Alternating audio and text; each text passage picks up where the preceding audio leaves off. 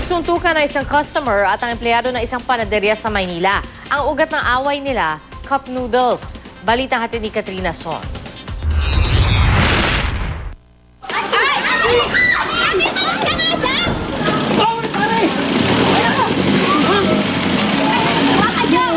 Tila naging boxing ring ang harapan ng bakery nito sa Pedro Hills sa Maynila. Pati damit ng isa sa mga lalaki, napunit pa. Kanya-kanyang suntok at ilag ang mga lalaki. Mainit ang labanan na bahagya lang humupa nang mapatumba ang isa. Ang mga sangkot sa suntukan, isang customer at isang tauhan ng panaderya.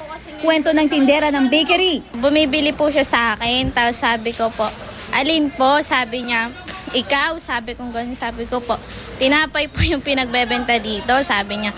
Sabi niya, magkano ka ba? Dagdag pa niya na umorder din ng cup noodles ang lalaki pero di naman daw kinuha at pilit na umorder ng bulalo. Yun nga lang, wala naman daw silang tindang bulalo. Matapos daw nito ay nagwala na raw ang lalaki. Kaya napilitan ng isa sa mga tauhan ng panaderya na sumaklolo hanggang sa magkasuntukan na sila ng customer. Pero depensa ng customer, di raw siya nagwawala. Gusto lamang niya sana kumain ng bulalo. Totoong bulalo at hindi cup noodles na bulalo flavor. Gusto ko lang malaman, ang order ko ay bulalo. Bakit ako bibigyan cup noodles? Bakit ko babayaran yung cup noodles? Pare ang bulalo, mga buto-buto, may laman. Pare, sinusutot ang bulalo, pare. Ang cup noodles, pare, noodles. Noodles, pare. Bigyan yung cup noodles. Saan yung po iba? Bigyan yung cup noodles to kung paano nasusutin yung cup noodles. Dumating din ang mga barangay tanod para patigilin si Jong sa pagwawala.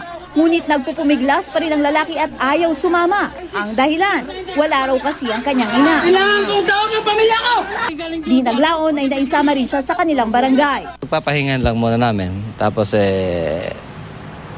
kung may reklamo, di pablatal namin o kung may complaint siya. Sabi naman niya kanina, hindi raw siya magreklamo at antayin na lang niya daw na siyang ireklamo. Katrina Son, GMA News.